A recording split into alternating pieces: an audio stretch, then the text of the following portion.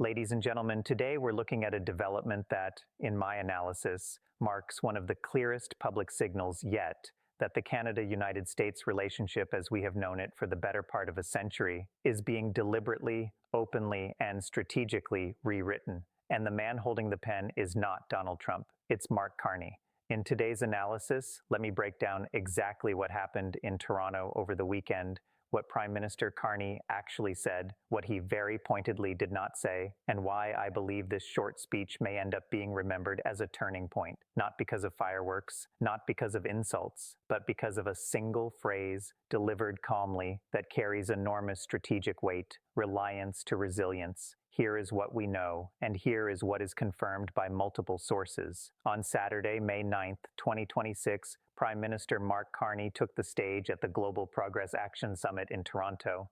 This was not a routine event. The summit was co-hosted by Canada 2020 and the Centre for American Progress Action Fund, and it brought together progressive political leaders and policymakers from several countries. Former United States President Barack Obama was in attendance. Senior members of Carney's cabinet were there: Industry Minister Mélanie Joly, Foreign Affairs Minister Anita Anand, and Finance Minister François-Philippe Champagne. According to Global News, Joly opened the day by sitting down with former United States Transportation Secretary Pete Buttigieg for a conversation on rebuilding public trust through economic security. So already, before Carney even spoke, the optics were unmistakable. This was a gathering of figures who, in one way or another, represent the international establishment that Donald Trump has spent the last decade defining himself against. The very fact that Carney chose this venue to deliver his message, that's a signal in itself. Then Carney took the podium, and what he said, according to reporting confirmed by the Globe and Mail, CBC, and Global News, was this, quote, "We need to build new trade relationships in order to move from reliance to resilience," end quote. Now, on the surface, that is the kind of sentence a finance minister might say in a budget speech: bureaucratic, measured, almost boring. But pause for a moment and listen to what is actually being said. The Prime Minister of Canada is publicly stating that his country's relationship with the United States, the deepest, longest, most economically integrated bilateral partnership in the modern world, is now considered a form of reliance that must be reduced, not deepened, not optimized, reduced. Here's what I think this really means. For decades, Canadian prime ministers, regardless of party, have operated from a basic strategic assumption. That assumption was simple. The United States is the world's largest economy. It shares our border, it shares our values, and our prosperity is built on being as integrated with it as possible. That was Brian Mulroney's logic. It was Jean Chrétien's logic. It was Stephen Harper's logic. It was Justin Trudeau's logic, even when relations were strained. Every modern Canadian leader has treated proximity to America as a strategic advantage to be maximized. Carney is the first prime minister in living memory to stand up in public, in front of cameras, in front of an international audience, and reframe that same proximity as a vulnerability. Here's the exact phrasing, which the Globe and Mail confirmed, quote, "But as the U.S. changes dramatically its policies, and that's the right of the United States, as it changes those policies, many of our former strengths have become our vulnerabilities," end quote. Let me unpack the diplomatic precision of that line. Carney is not insulting the United States. He is not saying America is wrong. He explicitly acknowledges that America has the right to change its policies. What he is saying is colder and I think more damaging in the long run. He is saying, the country we built our economy around is no longer reliable, and we are no longer going to pretend otherwise. That is a profound shift, and it pairs with something else Carney said, something I think the international press has slightly underplayed. He thanked the United States. Specifically, he said, "We did say thank you." 3 words. And those 3 words were, by every credible account I've reviewed, a direct jab at President Donald Trump. To understand why, we have to go back to January. In January of 2026, at the World Economic Forum in Davos, President Trump delivered remarks that, according to CBC News reporting, included the following claim. Trump said, and I'm quoting from the CBC transcript, "I watched your prime minister yesterday. He wasn't so grateful. They should be grateful to the US, Canada. Canada lives because of the United States," end quote. Trump added that Canada gets, quote, "a lot of freebies," end quote, from the United States. That was January.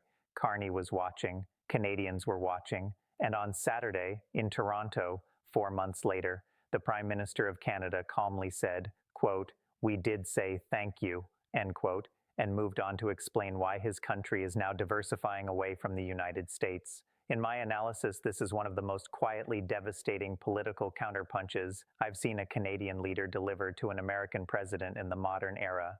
Carney didn't raise his voice. He didn't deny anything. He didn't insult Trump personally. He simply, in 3 words, refused the premise of Trump's grievance, and then he announced the policy consequence. Now, let me put this in the broader context, because Saturday's speech doesn't exist in a vacuum. It is the latest entry in a steadily escalating sequence of strategic moves that, taken together, paint a very clear picture. Looking at the bigger picture, here's what's been happening. Back in February of 2026, Carney stood in Montreal and unveiled what he called Canada's first-ever defense industrial strategy. According to the Prime Minister's office and reporting from Bloomberg and Anadolu Agency, the plan commits more than $500 billion Canadian dollars over the next decade. The specifics are striking: $180 billion directly in defense procurement, $290 billion in defense and security-related infrastructure, an anticipated $125 billion in downstream economic benefits by 2035. And here is the part that matters strategically. The plan explicitly targets raising the share of defense acquisitions awarded to Canadian firms to 70%. For a country that has, by Carney's own admission, historically directed roughly 3/4 of its defense capital spending to the United States, that is a tectonic shift. When Carney was asked directly whether this strategy would reduce the share of Canada's defense capital spending that goes to the United States, his answer, according to Anadolu Agency reporting, was telling. He said, quote, "There are many strengths to this partnership that we have with the United States," end quote. And then he added, quote, "But it is a dependency, and it's a dependency when we want to change in a positive way by building up our defense capacities here and our other partnerships abroad," end quote. There's that word again: dependency, reliance, vulnerability.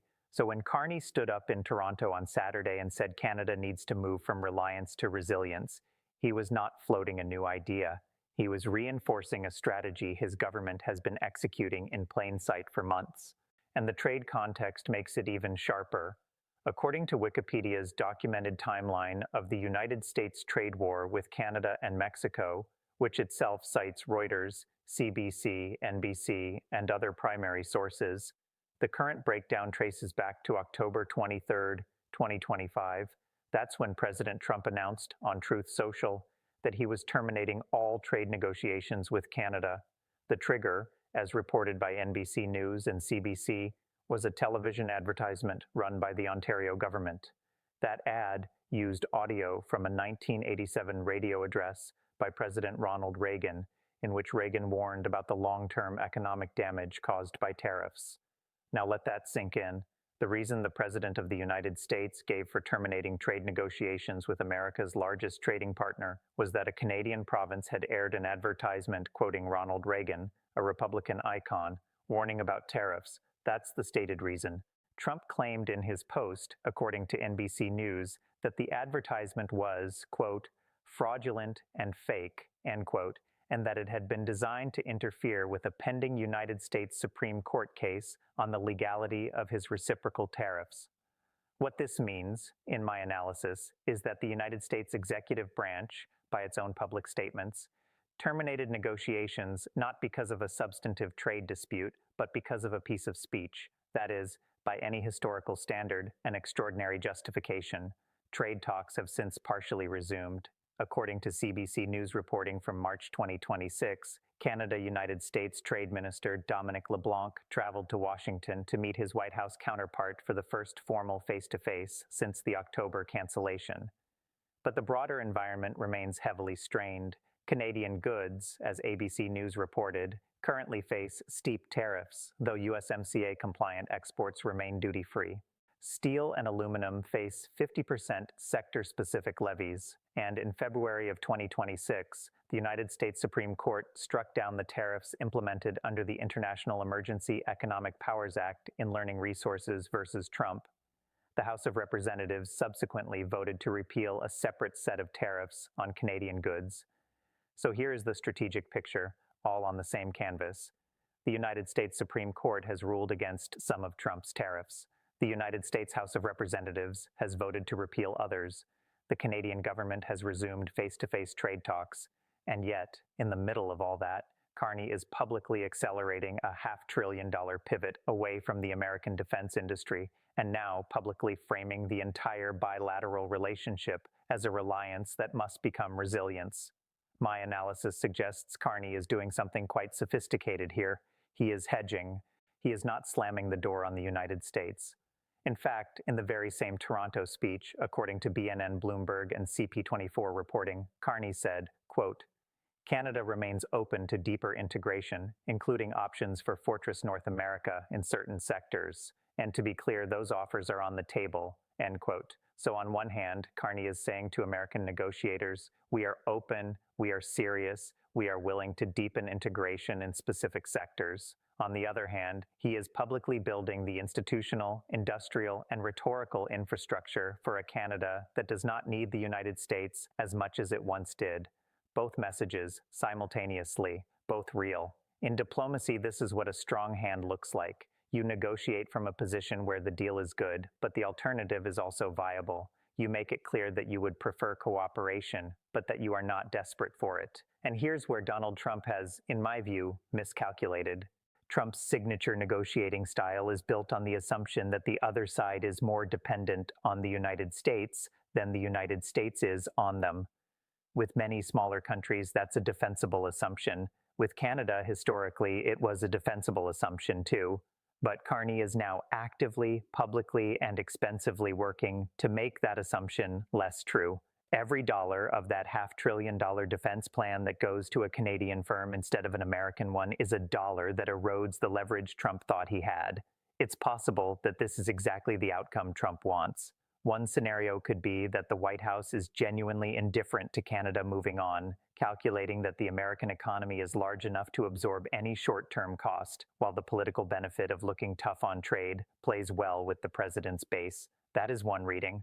Another reading, and I think this is the more accurate one, it is that the administration assumed Canada would buckle, that tariffs and termination of talks and the freebies rhetoric would force Ottawa back to the table on Washington's terms. What instead has happened is that Canada has gone to Europe, to the United Kingdom, to Mexico in some sectors, and now to a much louder international stage to say, we are not buckling and we are building. Let me bring in another data point that confirms this. According to the Globe and Mail reporting on the Toronto speech, Carney was speaking to, quote, supporters and delegations from several European countries, end quote. He wasn't speaking to a Canadian audience alone. He was speaking to a room full of European officials about the need for Canada to find new partners. That is not subtle. That is a prime minister using a domestic event to send an international signal. And the international signal is this: Canada is open for business, just not exclusively American business anymore. What if Trump escalates? It's possible. One scenario could be a renewed tariff threat targeting Canadian goods that fall outside USMCA compliance. Another could be a fresh push to break up USMCA into separate bilateral deals, which CBC News has reported the White House is already considering. A third could be a direct personal attack on Carney himself, in the style of the Davos remarks.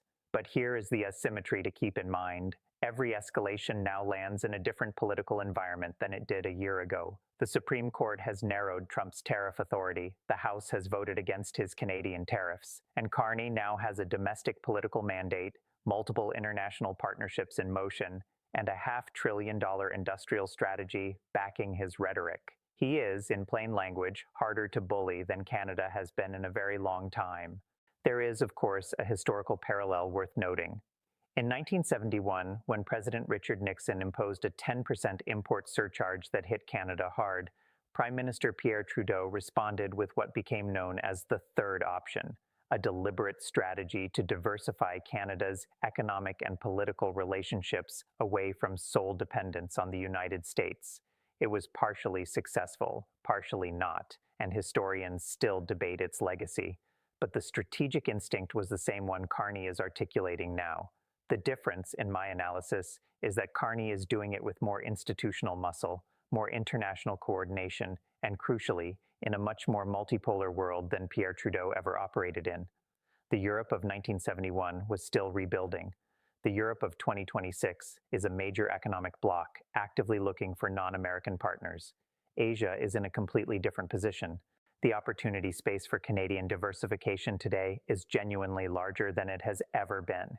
So what's the bottom line? In my analysis, 3 words deserve our attention as we close: reliance, resilience, and dependency. These are not casual choices. These are the words of a prime minister, an economist by training, who is signaling clearly and repeatedly that his government's entire strategic posture has shifted. Canada is no longer the partner Trump assumed. Canada is the partner who said thank you, who acknowledged the relationship, and who is now quietly, methodically, and publicly building options. This is what a meaningful pivot looks like in real time. Not dramatic walkouts, not insults, not a slam door, just speeches like this one in venues like Toronto with audiences like the one Carney addressed Saturday and $500 billion in the background to back the words up. Looking at the bigger picture, the question now is whether the White House recognizes what is happening and adjusts, or whether it continues operating on the assumption that Canada has no real alternatives. Because Carney just told the world, in 3 words and 1 carefully constructed sentence, that Canada believes it does. What do you think? Is Carney's strategy going to hold, or will the economic gravity of the United States pull Canada back into a deeper integration deal once CUSMA review begins this summer? Let me know in the comments below. If this kind of breakdown is useful to you, hit subscribe so you don't miss the next one. I'll see you in the next analysis.